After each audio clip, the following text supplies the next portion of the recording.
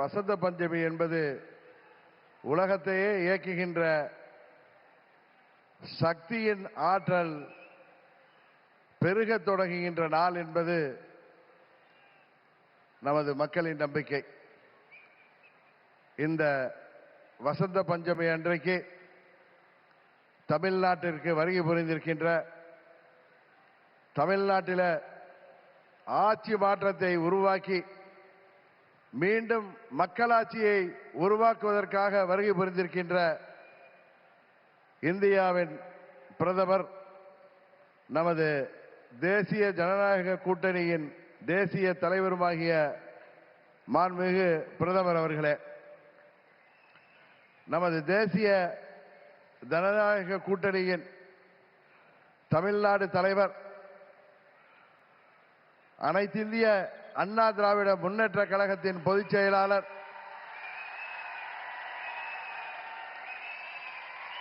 மாண்புமிகு எதிர்க்கட்சி தலைவர், பெரும் மதிப்பிற்குரிய திரு எடப்பாடி கே பழனிசாமி அவர்களே,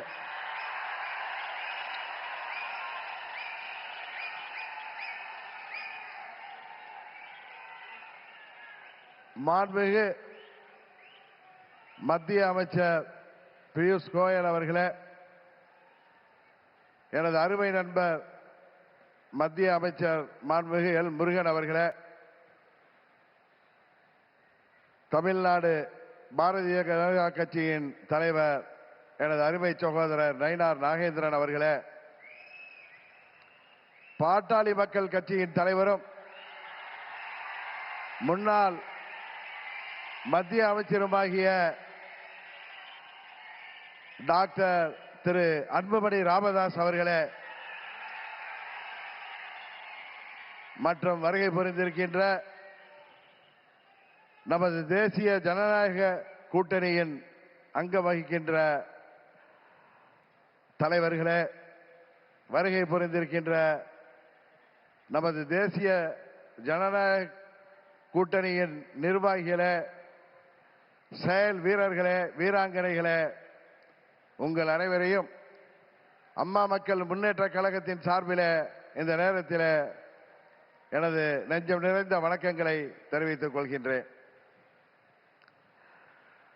தொடர்ந்து 3 முறை இந்தியாவின் பிரதமராக இந்திய மக்களால்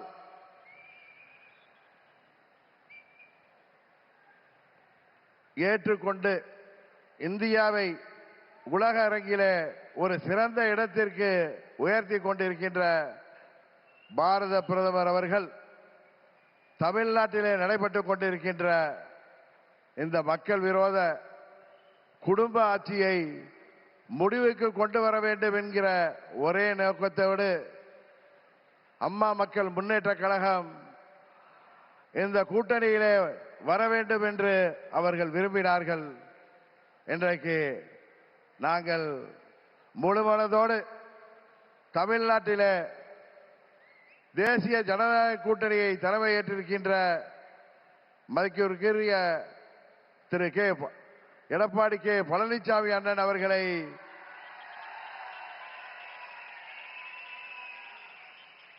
முழுமனதோடு ஏற்றுக்கொண்டு வந்திருக்கிறோம். நாங்கள் எல்லாம் அம்மாவின் தொண்டர்கள் என்பதை எதிரிகள் மறந்துவிட்டார்கள். புரட்சி தலைவர் வழிவந்தவர்கள், இதய தெய்வம் அம்மாவின் தொண்டர்கள் நாங்கள். எங்களுக்குள் சண்டை சச்சரவுகள் இருந்தது உண்மைதான். ஆனால் தமிழ்நாட்டின் நலனை கருதியும் அம்மா மக்கள் முன்னேற்ற கழகத்தின் நலனை கருதியும் மாண்புமிகு பிரதமர் அவர்களின் அழைப்பை ஏற்று நாங்கள் எங்கள் மனதிலே இருந்த எல்லா கோபதாபங்களையும் விட்டுவிட்டு 21 நம்மால் முடியாமல் போன அம்மாவின் ஆட்சியை உறுதியாக தமிழகத்திலே ஏற்றிட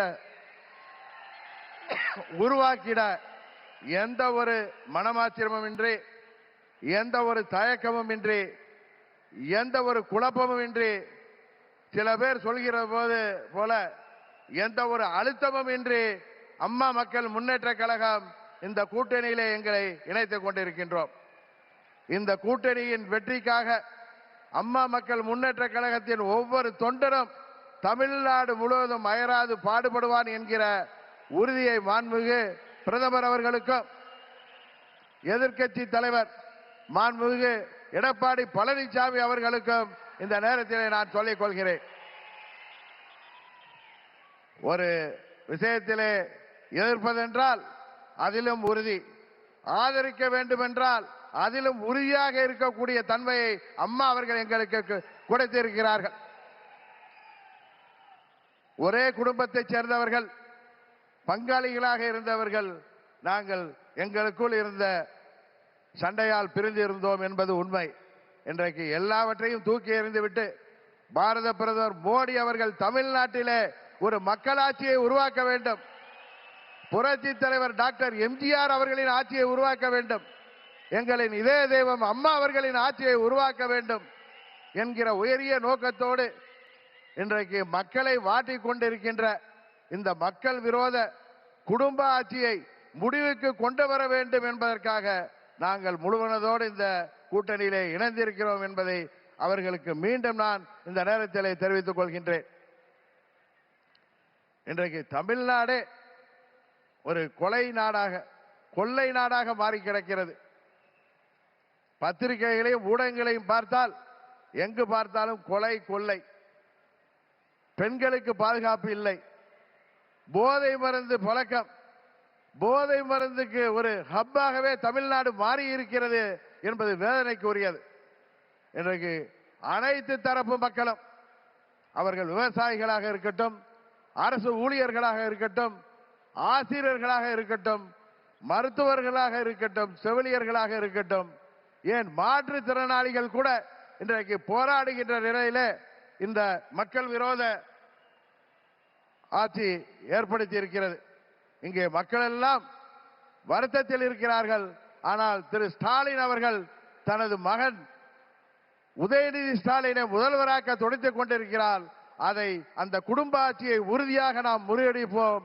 தமிழ்நாட்டிலே மீண்டும் மக்களாட்சியை, புரட்சி தலைவர் ஆட்சியை, அம்மா அவர்களின் ஆட்சியை உறுதியாக உருவாக்குவோம் என்று கூறி வாய்ப்புக்கு நன்றி சொல்லி விடைபெறுகிறேன். நன்றி, வணக்கம். அடுத்தபடியாக பாட்டாளி மக்கள் கட்சி நிறுவன தலைவர், பாராளுமன்ற உறுப்பினர்